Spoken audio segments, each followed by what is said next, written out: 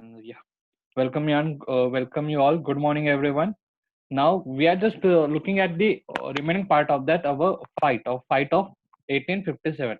Means 1857 का जो भी war हुआ था और उसका जो बचा हुआ part था. See, yesterday only we saw they have the with the hook or by hook, so with the anything like they with we can say ruthless. The British basically ruthlessly crushed our we can say the struggle of 1857. So we'll see the what was the consequences and what was the causes of that they can crush it. So आपण आज बघणार आहोत की कोणत्या कोणत्या रिझन्समुळे ते आपला जो फाईट आहे, जो आपला जो वॉर आहे, ते आपला जो स्ट्रगल आहे, इंडिपेंडन्स स्ट्रगल त्याला ते क्रश करू शकले, त्याला ते आपण बोलू शकतो की दाबू शकले. त्याचे रिझन्स आपण बघणार आहोत. Let's find out that. And before that, we just take the small recap of all this thing. That is, see, we are looking at the War of 1857. 1857 is basically the main and important war. Because of this, the many things we get to know that like what the things we need for the war and what are the things and all this stuff means आपल्याला हा war ह्याच्यासाठी important की ह्याच्यामध्ये आपल्याला आपले काय बोलू शकतो आपले काय कमतरता आहे किंवा आपल्यामध्ये काय काय अजून ऍडिशनली पॉईंट्स हवे आहेत त्या सगळ्यांचा एक बेसिकली आपल्याला एक बोलता रेफरन्स कळाला आपल्याला पॉईंट्स कळाले so this was the thing so आपण बिफोर द स्ट्रगल्स बघितलं so struggle before the 1857 so 1857 Umaji Naik वगैरे आणि प्लस आपण बघतो पायका रेबिलियन्स या लोकांनी कशा प्रकारे आणि उमाजी नाईकाने सामोशी या जे हे जी कॅटेगरी किंवा हे जे लोक आहे या कम्युनिटीचे लोक यांना एकत्र करून कशा प्रकारे how they fight we have already seen that okay so that was the thing and that thing was before the 1857 right so what happened so some reasons like some causes like economical causes political causes and we can say the military causes and social causes because of this reason so because of this causes the we can say the from king to farmer or king to common man everyone was like discounted by the discounted of this we can say the Mughal sorry Mughal not discounted by the British emperor म्हणजे आपलं British जे emperor किंवा east India company होते त्यांच्या against आपल्या मनामध्ये किंवा आपल्या किंग पासून ते कॉमन मॅनच्या मनामध्ये एक छोटेसे एक बोलू शकतो असंतोष निर्माण झाला होता छोटासा नाही दॅट वॉज अ बिग असंतोष आपण बघू शकतो सो त्याचा आउटबस्ट कसा झाला तो who started that things and who started that fight the person who started that fight that was the Mughal Pandey. So with the action of Mughal Pandey, everything begins. Okay, so that was the thing. So then we have already seen the how the scope and what was the scope like how they come to the Delhi and how they announced the Mughal Emperor as the Emperor of India. So that was the thing we saw already, and then we already again we saw that there was a two arrivals, so like we can say the foreign attackers who came to the India. That was the invaders. We do use that word. So, like, see, Nadir Shah and Abdali, and the Nadir Shah was the one attackers who wanted to, you can say, who wanted to attack on India, our India. So, how the Marathas took the stand against them, and how the Rani Lakshmibai Tata Tope, and everyone who take their stance and who wanted to, we can say, who wanted to free our country, who wanted to free our land. So आपण असं बघू शकतो की अशा प्रकारे खूप जागा होत्या की खूप खूप क्षेत्रामध्ये कोणाकोणाने स्वतःहून इनिशिएटिव्ह घेतला कोण स्वतःहून पुढे आलं अँड दे आणि त्यांनी एक रिस्पॉन्सिबिलिटी उचलली की आपल्याला आपला देश स्वतंत्र करायचा राईट सो त्याच्यानंतर आपण बघितलं की हळूहळू कसं राणी लक्ष्मीबाई यांना पकडण्यात आलं किंवा ते सॉरी ते त्यांची कुंवर सिंग आणि अलालुद्दा यांची डेथ झाली फाईट्स मध्ये आणि नंतर आपण बघतो बहादूर शाह यांना तर डायरेक्ट रंगून मध्ये आपण बघू शकतो की त्यांना त्यांना कैद करून ठेवण्यात आलं so that was a thing so नंतर बेगम हजरत महाल ह्यांना आणि and Nanasaheb they already took the place और they took the shelter in Nepal so असे काहीतरी अंडरग्राऊंड झाले आपण असं बघू शकतो किंवा ते नेपाळमध्ये लपून राहिले नंतर आपण बघतो Tatya Tope was the one who fight against them after the we can say the 1857 so 1857च्या फाईट नंतर सुद्धा त्यांनी 10 महिने फाईट दिलं पण ते एक बेट्रियल म्हणजे एक आपण धोकेबाजी या म्यूट युअर सेल्फ सो धोकेबाजीमुळे त्यांना पकडण्यात आलं यस नीट बस धोकेबाजीमुळे त्यांना पकडण्यात आलं असं आपण बघू शकतो राईट मयुरी बेटा म्यूट करशील तुझं so this was the thing and this was the basically all this stuff and this was the scenarios we already seen in this we can say the chapter So next we are going to see the consequences and the what was the effect of that fight on the our society, or on the British Emperor, or East India Company. Sorry, British Emperor not. British Emperor would come later. So whatever the effects are goes on, whatever the effect आपण बोलतो काय पण effect झाले होते ते east India कंपनीवर झाले होते, right. So let's see, and we will see, even through the struggle began.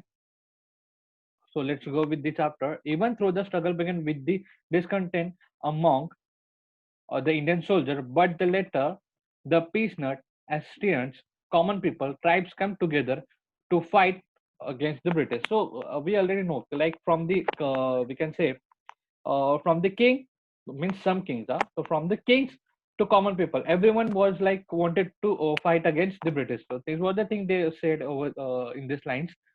So in this rebellion, Hindu Muslims stood up with the great force, and their common aim was overthrowing the British from India, and there was an inspiration of gaining the independence behind this struggle, and therefore the freedom struggle gained the national form. Yeah. कोणाचं हे चालू आहे? Mayuri madam, Mayuri तुझं बंद करशील? Mute कर चला. हां, गुड.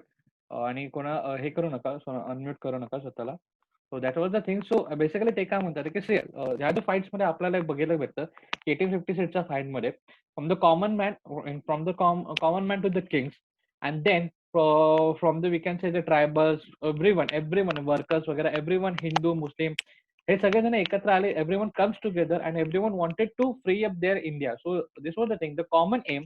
सो हे लोकांनी जो फाईट केला, फाईट करण्याचा कॉमन एम काय होता की ओव्हरथ्रोईंग द ब्रिटिशर्स फ्रॉम इंडिया. म्हणजे त्यांना बरखास्त करायचं होतं, त्यांना बाहेरून फेटाळून टाकायचं होतं.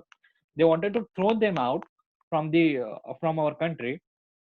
And there was the inspiration. आणि त्यांच्या मागे एकच उद्दिष्ट होतं. Inspiration was the only one to independence, और we can say the freedom behind this struggle, and therefore the freedom struggle gained the national form. So हा जो concept होता, म्हणजे हा जो त्यांचा एम होता, म्हणजे their aim was to overthrowing the Indian, and the inspiration was the freedom. म्हणजे त्यांचे जे कार्य करायचे होते, कार्य कोणतं करायचं होतं की इंग्रजांना बाहेर फेकायचं होतं आणि स्वातंत्र्य मिळायचं होतं. हा जो कन्सेप्ट होता किंवा हा जो थॉट होता तो सगळ्यांच्याच मनात होता, आणि त्यामुळे हा जो स्ट्रगल होता त्याला नॅशनल फॉर्म लगेच भेटला. म्हणजे पुरा आपण बोलू शकतो की पुऱ्या कंट्रीज त्यांना सपोर्ट भेटला. बिकॉज तो जो थॉट होता प्रत्येकाच्या मनामध्ये होता. Everyone want the freedom. So that was the thing. So आपण बघूया the causes of failure of this struggle. So what was the reason of this struggle to get failure? So we will look at this thing. The struggle of independence became unsuccessful due to the following reasons. So there are some following reasons we are going to see. The struggle was not comprehensive. The struggle was not comprehensive. So what does that mean? So this means the struggle did not take place simultaneously all over the India. Its intensity was more severely in north, but Rajputana, Punjab, some parts of Bengal, and northwest India remained aloof. So see what happened. They clearly said. That's why I already told you in the last lecture that see what was the thing. See, everyone wants to struggle, but they are not coming directly. Someone comes first, then someone comes second, and someone comes third, and the intensity of there is like someone is giving tight fight, someone is giving low fight, so someone is giving like easy fight. So म्हणजे basically I want to से की बघा, जसं मी तुम्हाला last याच्यामध्ये सांगितलं होतं की वॉर सगळेजण करत होते, म्हणजे स्ट्रगल सगळ्यांचाच चालू होता. पण कोण पहिलं येईल, कोण नंतर येईल इंग्रजांवर, कोण पहिलं वॉर करेल, कोण दुसरा वॉर करेल, कोण दुसरा अटॅक करेल, आणि त्यांचे अटॅकची इंटेन्सिटी वेगळी होती. म्हणजे देअर वर लाईक की कोणता जो इंटेन्सिटी होती, म्हणजे कोण एकदम प्रखर लढा करायचा. म्हणजे बेसिकली कसं की त्या त्या एम्पररचं किंवा त्या त्या प्रदेशातील लोकांचे जसे इकॉनॉमिकली स्टेटस होता की जो प्रदेशामध्ये इकॉनॉमिकली जास्त पैसा वगैरे होते ते जास्त प्रकारे अटॅक करत होते. म्हणजे they can attack the more intensely. But जे लो होते, जसं आपण बघू शकतो की ट्रायबल्स वगैरे, त्या लोकांची जी इंटेन्सिटी भले दे वर द वी कॅन से त्यांच्या मनामध्ये ती जिद्द होती. They were the only on the point की like yes I want to struggle. But the thing was त्यांच्यामध्ये जे टॅक्टिक्स होते की आपण बोलू शकतो की त्यांचं जे इंटेन्सिटी होते ते वॉज द लो, ते कमी होते. तर हेच त्यांना बोलत होतं. आणि एवढंच नाही तर राजपुताना, पंजाब आणि सम पार्ट्स ऑफ बंगाल, त्याच्यापासून त्यांना काहीही सपोर्ट भेटला नाही. दॅट वॉज द थिंग जे फाईट करतात त्यांना. ओके. सो हा एक रिझन होता की म्हणजे आपण बोलू शकतो की काही पोर्शन मध्ये लढाई झाली आणि काही पोर्शन मध्ये लढाई झाली नाही. आज आपण we can consider that things and lack of the central leadership. जसं मी तुम्हाला बोललो की see what they have written over here, there was a no common adapted leader to fight against the British. Due to there due to there was informality in the struggle against the British. So see, what they are saying, जसं मी तुम्हाला बोललो की पहिले first second third असं म्हणजे एक आपण बोलू शकतो की एक वॉर करतो. बट इफ सपोज की ते सगळेजण एकत्र मिळून केले असते तर so that was the intensity of that war will be much much much more. So वो चीज हुआ नहीं उस जगह पे क्या हुआ कि एक जन आया, दूसरे ने आया, तीसरे ने आया, ये सब लोग वॉर करने लगे.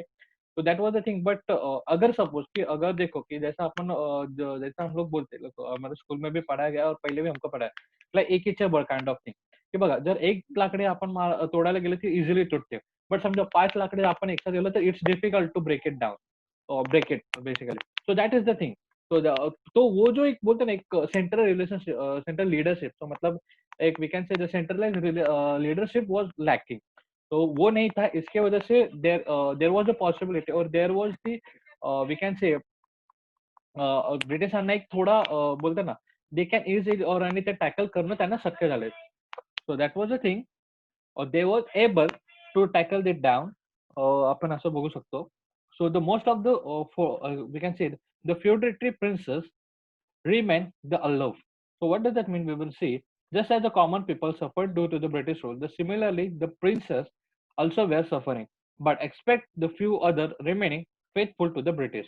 So see, sorry.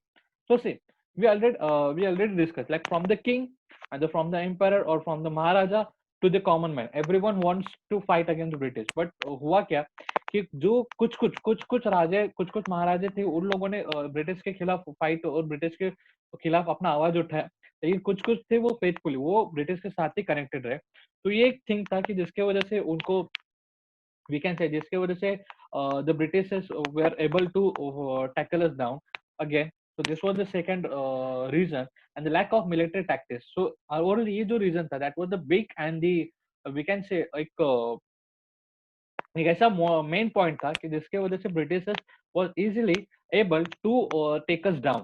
तो हमको जो नीचे लेने के लिए क्योंकि अपना जो ब्रेक डाउन करने के लिए उनको एक वी कैन से ये जो उनके पास एक मूवमेंट था और ये जो उनके पास एक टैक्टिक्स थी वो इंपॉर्टेंट थे और उनके पास थे. So this was the thing. So we will see the Indian soldier were brave. Okay, the Indian soldier were brave, but did not use the tactics.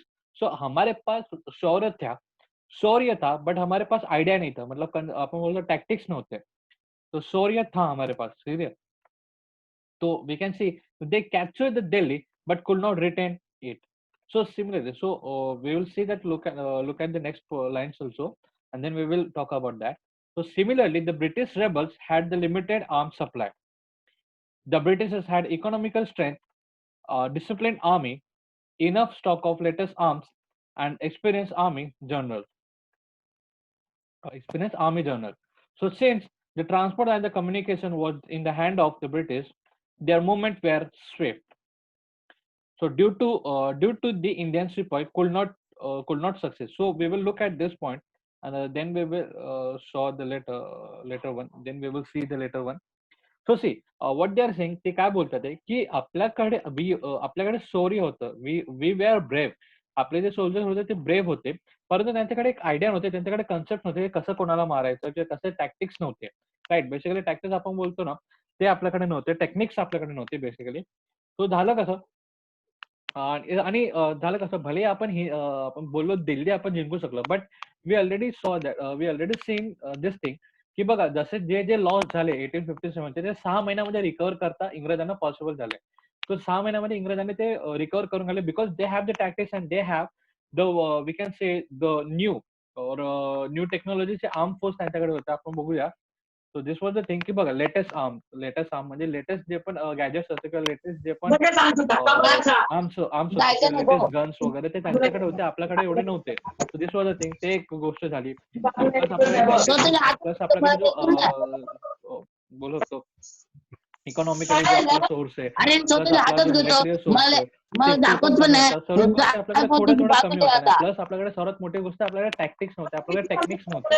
So हे जे techniques त्यांच्याकडे होते, प्लस त्यांच्यावर connection होता आणि त्यांचा आपण या साईडला बघू शकतो बघा की like since the transport and the communication was in the hand of transport आणि कम्युनिकेशन करायचे जे माध्यम आहे ते सुद्धा ब्रिटिशांच्या हातात असल्या कारणाने त्यांना कोणतीही गोष्ट लगेच शिफ्ट करायला त्यांना पॉसिबल होतं की समजा या ठिकाणी वॉर चालू आहे पण त्या ठिकाणी वॉर करत असताना त्यांना पटकन मुवमेंट करता त्यांना पॉसिबल होतं फास्टेस्ट फास्ट मुवमेंट. हा यश तुला काय बोलायचं आहे? हा बोल. सर आवाज येतोय कसा ते भांडण चाललंय कुठेतरी. तुमचा आवाज येत नाही ते भांडण चाललंय असं वाटतं. काय बोललं सर तुमचा आवाज येत नाही ती कुठेतरी वाटतं हर्षद का धर्षद कोणते भांडण करतच वाटतं. त्यांचा आवाज येतोय, त्यांचा आवाज येतोय, तुमचा येत नाहीये. ओके ओके ठीक आहे मी परत एकदा बोलतो नीट लक्षात आहे. ओके आता आवाज येतोय व्यवस्थित? हो येतोय आता. Okay good. So there was a thing. तो गोष्टी कशा झाल्या बघ आपल्याकडे our soldiers was brave. Okay our soldiers was brave आणि त्यांच्याकडे एक शौर्य होतं पण त्यांच्याकडे टेक्निक्स नव्हते टॅक्टिक्स नव्हते की आपण कशा प्रकारे त्यांना टॅकल करूया. सो हे जे टेक्निक्स आणि हे जे टॅक्टिक्स प्लस इकॉनॉमिकली सपोर्ट म्हणजे त्याला पैसा कारण वॉर हे फक्त शौर्यावर नाही खेळू शकत आपण. आपल्याकडे त्याच्यासाठी पैसाही लागतो त्याच्यासाठी आर्म्सही लागतात. आर्म्स म्हणजे आपल्याला गोळी बारूद ते पण लागतात प्लस आपल्याकडे लोक पण लागतात. सो हे जे 3 गोष्टी होत्या आणि प्लस कम्युनिकेशन म्हणजे एकमेकांसोबत कम्युनिकेट कुठे काय चालू आहे काय काय हे फेरबदल करण्याचे प्लस ट्रान्सपोर्टेशन ते पण लागतं. हे सगळ्या गोष्टी जे होत्या ते बेसिकली इंग्रजांकडे जास्त होते आणि आपल्याकडे कमी होते. तर हा जो डिफरन्स होता तो डिफरन्समुळे इंग्रज आपल्याला टॅकल करण्यासाठी किंवा ब्रेकडाऊन करण्यासाठी ते पॉसिबल झाले. They were able. So that's was the thing ते सांगतात ते. So so we are looking for this point. So due to this the Indian sepoy could not success. बरोबर. सो या गोष्टी झाल्यामुळे आपले जे सोल्जर्स आहेत ते सक्सेस झाले नाही त्यांना एक म्हणजे त्यांना विजय मिळाला नाही. war was fought wars were fought only the best of bravery but also through the military strategies. I will read this again. War are fought not only the best of bravery but also through the military strategies. जसं आपण बोललो की शौर्याने युद्ध जिंकता येत नाही तर आपल्याला टॅक्टिक्स हवे आणि आपल्याकडे एक बोलतो ना युद्धनीती पण हवी. राईट युद्धनीती that was a thing. The युद्धनीती the planning proper planning strategic planning त्याच्यामुळे आपण वॉर जिंकू शकतो. Right. This was the thing they are saying. So हा जो कन्सेप्ट आणि हा जो थॉट आहे हो तो आपल्याला या हा जो थॉट आहे ना हा जो मी तुम्हाला बोलतो की war are fought only the best not only the best on the bravery but also through the military strategy. हा जो थॉट होता किंवा हा जो कन्सेप्ट आपण बोलत होतो हा 1857च्या वॉरने बाहेर आला आणि या वॉरने बाहेर आल्यानंतर हा जो थॉट आहे किंवा हा जो कन्सेप्ट आहे ते आपल्या नंतरच्या फाईट्समध्ये किंवा आपल्या नंतरच्या फाईट्समध्ये किंवा नंतरच्या आपल्या स्ट्रगलमध्ये एवढा युजफुल झाला कारण न्यू जनरेशनला ते कळालं की मग ते लोक जे फाईट करायला लागले ते स्ट्रॅटेजिकली फाईट करायला लागले अँड दॅट वॉज दी एब त्याच्यामुळे आपल्याला फ्रीडम भेटला. So we can see about that. So this thought is very much important in the war also in the we can say the day-to-day life also. So आपण बघूया पुढे next we will see the thing the international situation the favorable for British. So not only this thing म्हणजे इंडियामध्ये काय situation जसं इंडियामध्ये त्यांनी बघू शकतो की इंग्लिश लोकांनी आपल्याला हरवलं. बेसिकली आपण तेच बोलूया की इंग्लिश लोकांनी आपल्याला हरवलं ब्रिटिशांनी आपल्याला हरवलं. पण फक्त इंडियाचेच नाही तर इंटरनॅशनल पण सिच्युएशन असे झालेले होते त्यावेळेस घडामोडी अशा घडल्या होत्या की जे ब्रिटिशांच्या फेवरमध्ये होत्या म्हणजे त्यांच्या पक्षात होत्या. तर काय झालं आपण बघूया. द क्रिमिन वॉर हा असा वॉर होता जो ओमेन तुर्कीस आणि सम बघू शकतो फ्रान्स आणि ब्रिटिश एका साईडला आणि रशियन कंट्रीज एका साईडला. सो असा जो वॉर झाला होता त्या वॉर बद्दल आपण त्या वॉर नंतर आपल्याला कळेल म्हणजे आय मीन ते बोलूया आपण वॉर बद्दल नंतर. क्रिमिन वॉर फक्त एवढं लक्षात ठेवा की क्रिमिन वॉर हा झाला होता आपल्या आपण बघू शकतो Turkish Ottoman Turkish and then British and German या फ्रान्स जर्मन नॉट फ्रान्स आणि रशियामध्ये या लोकांमध्ये हे झाला होता वॉर झाला होता. ओके रशियनमध्ये या लोकांमध्ये वॉर झाला होता. सो या वॉरमध्ये the British won the war and they had a trade relation with the different countries in the world. So हे झालं and the naval strength of the British was vast, whereas the Indian rebels were isolated. So scene काय झालं बघा की पहिले क्रिमीन war, जो क्रिमीन war जो झाला तो सुद्धा इंग्रज लोक जिंकले होते, जो बेसिकली इंटरनॅशनली जो सिच्युएशन होते, कारण त्याच्यामध्ये more than 2 countries were involved. So that's why this become the international things और इंटरनॅशनल वॉर आपण त्याला बोलू शकतो. हा जो क्रिमीन वॉर झाला होता तो बघा इथं बघितलं तर Crimean war with the Russia was just over, आणि तो 1856लाच संपला होता. 1850 इंडियन मध्ये तो वॉर संपला होता, राईट. तो वॉर संपल्यानंतर काय झालं, ब्रिटिशांची जी ताकद आहे ती थोडी जास्त वाढली. ती थोडी जास्त वाढल्यानंतर त्यांचे जे ट्रेड रिलेशनशिप्स आहेत दुसऱ्या कंट्रीमध्ये ते पण वाढले. म्हणजे बेसिकली त्यांचा जो नफा होता किंवा त्यांचा जे मिळणारा त्यांचा जो म्हणजे आपण बोलतो त्यांचं प्रॉफिट मार्जिन हे वाढली होती, किंवा त्यांचा जो पैसा आहे त्यांचा इकॉनॉमिकल जो सोर्स आहे तो वाढला.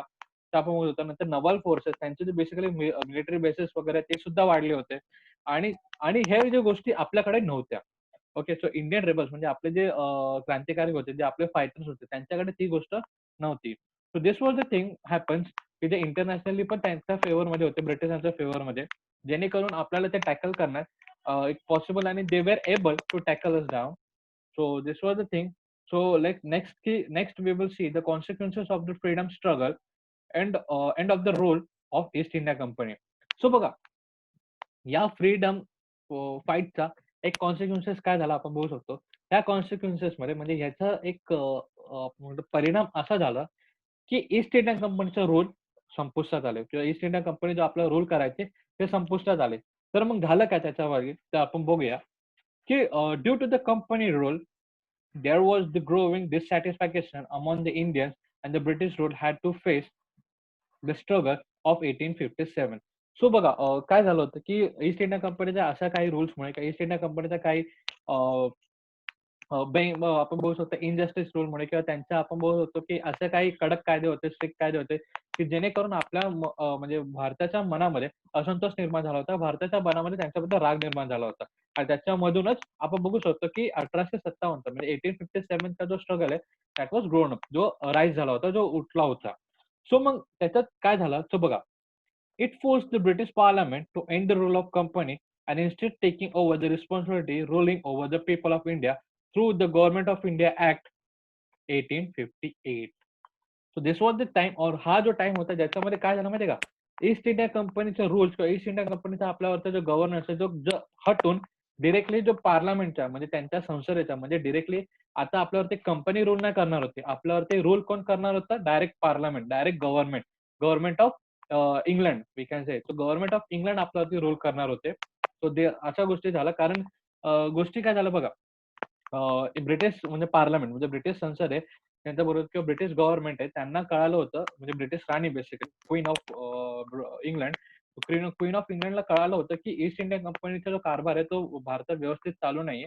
त्यामुळे लोकांमध्ये असंतोष निर्माण झाला, आणि त्याचाच परिणाम म्हणून हा 1857चा जो युद्ध किंवा 1857चा जो आपण बोलतो रिव्होल्ट होता तो बाहेर आला होता. तर त्याला टॅकल करण्यासाठी किंवा त्याला एक थोडा लो करण्यासाठी किंवा त्याला ब्रेकडाऊन करण्यासाठी, म्हणजे भविष्यात तो उठाव परत येऊ नये ह्याच्यासाठी क्वीन क्वीन बघू शकतो आपण किंवा क्वीन ऑफ इंग्लंड ह्यांनी काय केलं, किंवा parliament basically parliament of England त्यांनी काय केलं की ईस्ट इंडियन कंपनीचे जो जेवढे पण रूल्स अँड रेग्युलेशन्स होते किंवा म्हणजे त्यांचं गव्हर्नन्स होतं इंडियामधून ते काढून स्वतःचा गव्हर्नर पास केला with the act of the government of India 1858. So next year within the year त्यांनी हा ऍक्ट पास केला. द गव्हर्नर जनरल वॉज नाव design as designate as the viceroy of India. So बघा, मग ही एक गोष्ट झाली की त्याच्यामध्ये आपण बघू शकतो की इनडायरेक्टली आपल्यावरती राज्य करणारे हा इंग्लंड पार्लमेंट, म्हणजे बघू शकतो इंग्लंडचा पार्लमेंट किंवा आपण हा बरोबर इंग्लंडचा पार्लमेंट आपल्यावरती रूल करायला लागलं. Queen of England started to ruling us with this act. The act was the Government of India Act 1858. So this was the thing. त्याच्यानंतर काय झालं, गव्हर्नर जनरल आपले जे ईस्ट इंडिया कंपनीची पोझिशन होती सर्वात मोठी, गव्हर्नर जनरल जसं आपण बोलतो लॉर्ड डलहौसी हे गव्हर्नर जनरल होते. तर लॉर्ड डलहौसी ह्यांनी काय केलं, म्हणजे basically that was he was the governor of general. तर ती जी पोझिशन होती ती viceroy. So viceroy of India ह्याच्यामध्ये कन्वर्ट झाले, एक डिझाईन झाली, म्हणजे त्याच पोझिशनला आता व्हॉइसरॉय असं म्हणण्यात आलं. आणि lord Canning help to be the last governor general and the first viceroy of India. So lord Canning हे जे आपण बोलू शकतो lord Canning he was the last governor general of India plus the first viceroy of India. So असं आपण बघू शकतो. The new post is called the Secretary of States, were created in the British government to look after the affairs of India. So एक नवीन designation किंवा एक नवीन post आली त्याचं नाव होतं सेक्रेटरी ऑफ स्टेट, की जेणेकरून सेक्रेटरी ऑफ स्टेट जेणेकरून काय झालं की ब्रिटिश गव्हर्नमेंटचा एक माणूस असेल जो आपल्या इंडियन अफेअर्स किंवा आपल्या इंडियामध्ये होणाऱ्या घडामोडी व लक्ष देईल. सो अशा प्रकारचे चेंजेस झाले होते with the act of the government of India act 1858. So आपण हे बघू शकतो. नंतर we have the seen, so जसं आपण बघितलं की बघा गव्हर्नमेंट ऑफ इंग्लंड आपल्यावरती रूल करायला स्टार्ट केलं होतं, तिथून बिगिन झालं होतं. आपण बघू शकतो त्याचं आपण बघितलं की queen is the one and the queen is the one who have the every power. तो क्वीन जेव्हा इंग्लंडची त्याच्याकडे हातामध्ये सगळी पॉवर असते. So let's see the queen proclamation. तो क्वीननी आपल्याला काय सांगितलं ते आपण बघूया. So queen Victoria of England issued the declaration addressing the people of India. तर त्यांनी एक जाहीरनामा एक हे केला, प्रकाशित केला जे आपल्या भारतीय माणसासाठी, तो पीपल ऑफ इंडियासाठी. तर all Indians are our progeny. So म्हणजे आता भारताचे सगळे लोक हे आमची जनता आहेत, अशा प्रकारचा तो एक जाहीरनामा होता. So henceforth there will not they will not be discriminate on the basis of race, religion, caste and birthplace. The government services will be given on merit. So त्यांनी काय सांगितलं की तुम्ही आता म्हणजे भारताची जनता ही आमची जनता आहे, भारताचे लोक ही आमची जनता आहे, असे आपलं क्वीन विक्टोरियाने सांगितलं. आणि त्याच्यानंतर त्यांनी हे सांगितलं की यापुढे आम्ही कोणताही भेदभाव करणार नाही, जातीमध्ये भेदभाव करणार नाही किंवा जन्माच्या प्लेस किंवा धर्म, जात, धर्मपात, जाती वगैरे ह्यात कसं कोणत्याच बेसिसवर आम्ही तुम्हाला डिस्क्रिमिनेट करणार, म्हणजे तुमच्यात भेदभाव करणार नाही. गव्हर्नमेंट सर्व्हिसमध्ये पण तुम्हाला जागा असेल मेरिट बेसिसवर, म्हणजे जसं आपण बघितलं की on the basis of exam दिल्यानंतर आपल्याला ते एक आपण म्हणतो पोझिशन किंवा ऑफिसर ही पोस्ट भेटते. तर अशा प्रकारचे थिंग्स आपण बघितलेलं होतं. This was the thing. So there will be the no interference in the religious affair. तो तुमच्या धार्मिक गोष्टीमध्ये आम्ही हस्तक्षेप करणार नाही, अशा गोष्टी होत्या. It was the made clear that the British crown will honor all the territories and the agreements made by the company with the rulers of princely states, and no princely state will be the annexed or annexed henceforth. So मग त्यांनी काय सांगितलं की बघा ह्याच्या पुढे आम्ही तुमच्या धर्माच्या गोष्टीमध्ये हस्तक्षेप करणार नाही. आणि एवढंच नाही तर त्यांनी हे सुद्धा क्लिअर केलं होतं की त्यांनी हे सुद्धा एकदम साफ केलं होतं की इंडियन टेरिटरीज म्हणजे जे राजे रजवाडे आहेत त्यांच्यासोबत जो ब्रिटिश ईस्ट इंडिया कंपनीचा जो करार झाला तो तसाच राहील, त्याच्यामध्ये काही फर्दर चेंजेस होणार नाही अशा प्रकारचे. आणि आम्ही तुमच्या जो बोलतो ना ह्याला आम्ही हस्तक्षेप वगैरे करणार नाही. जसं आपण बघू शकतो लॉर्ड डलहौसी यांनी अनेक्स करून किंवा त्यांच्यावरती घेऊन ते जे आपण म्हणू शकतो टेरिटरीज किंवा ते जे साम्राज्य किंवा ते जो प्रदेश हस्तगत करून गेला होता तशा प्रकारचे कोणतेही ऍक्शन आम्ही करणार नाही, अशा प्रकारचं प्रोक्लेमेशन किंवा आपण अशा प्रकारचं declaration queen Victoria of England यांनी केलं होतं. सो पुढे काय झालं ते आपण बघूया. सो बेसिकली आता आपल्याला कळालं की डायरेक्ट इनडायरेक्टली आपल्यावरती जो गव्हर्नर आता व्हायला लागला तो गव्हर्नर डिरेक्टली पार्लमेंट करत होते, म्हणजे पार्लमेंट ऑफ इंग्लंड म्हणजे ब्रिटिश पार्लमेंट त्यांचे जे गव्हर्नमेंट आहे ते आपल्यावरती आता गव्हर्नर करायला लागले होते instead of east Indian company. So change the composition of army. So त्या गोष्टीमुळे काय झालं की त्या गोष्टीमुळे एक आर्मीचा जो सेटअप होता तो सुद्धा त्यांनी चेंजेस केला. तो पहिले बघा मंगल पांडे वगैरे मंगल पांडेचे जेव्हा आपण आर्मी बघितले तर सगळे इंडियन एका बटालियन मध्ये होते, राईट. सो आता पुढे काय झालं ते बघूया. The proportion of British soldier were increase in the army and then the English officers were placed in strategically location. So बघा आपण बघूया की आपल्याला काय चेंजेस जसं की proportion of British soldier. So म्हणजे ब्रिटिश लोकांची जी प्रपोर्शन होतं ब्रिटिश लोकांचं, आता समजा की 100 पैकी जर 40 लोक इंडियन 60 लोक इंडियन आणि 40 लोक ब्रिटिश असतील तर त्यांनी प्रपोर्शन वाढला, म्हणजे त्यांची संख्या ब्रिटिशांची संख्या बेसिकली त्यांनी स्वतःची वाढवली. नंतर त्यांनी इंग्लिश ऑफिसर म्हणजे ब्रिटिश ऑफिसर अशा ठिकाणी अपॉइंट केले जिथे जिथे त्यांना एक धोका होता की या ठिकाणी परत एकदा एक स्ट्रॅटेजिक म्हणजे ज्या ठिकाणी परत एकदा उठाव उठवू शकतो किंवा ते लोकांनी जास्तीत जास्त आपल्याला इंटेन्सिटीमध्ये त्यांनी आपल्यावर हे केलं होतं, like you can say the war केलं होतं, त्या ठिकाणी त्यांनी डिप्लॉय केले, त्या ठिकाणी त्या लोकांना अपॉइंट केलं. आपण बघू शकतो. Then we have the artillery was kept exclusively in the hands of the British, right? So this was okay. So there was the division of military on the basis of caste. So proper care was taken to avoid the Indians to unite and the rebel again against the British. So see, त्यांनी काय बघितलं की जे पण strategy जसे strategically decision होते ते ब्रिटिशांचं, जसं आपण बघू शकतो की त्यांनी स्ट्रॅटेजिकली लोकेशन ऑफिसर्स अपॉइंट केलेत ब्रिटिश, बट त्यांच्या हातात एक असं त्यांच्या हातात पॉवर दिले, जे काय पॉवर आहे, जे डिव्हिजनचं पॉवर आहे, आणि आपण म्हणू शकतो की जे पॉवर ऑफ टेकिंग डिसिजन डिसिजनचं पॉवर आहे ते त्यांच्या हातात दिले.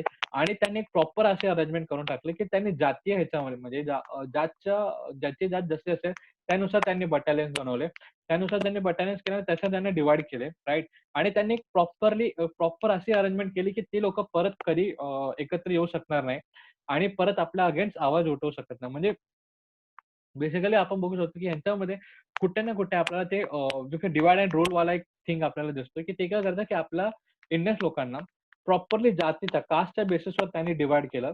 ओके, कास्टच्या बेसिसवर डिवाइड केलं आणि आपण बघू शकतो की ते आपल्याला एकत्र येण्यासाठी म्हणजे युनाइट होण्यासाठी त्यांनी आपल्याला म्हणजे बऱ्यापैकी त्यांनी प्लॅन केलं की आपण परत एकदा युनाइट होऊ शकू नाही आणि त्यांचं रेबल ऍक्शन त्यांच्या अगेन्स्ट घेऊ शकू नाही. अशा प्रकारचे त्यांनी प्रॉपरली एक स्ट्रॅटेजी त्यांनी केली. So this was the thing. So आता okay, just let me pause this.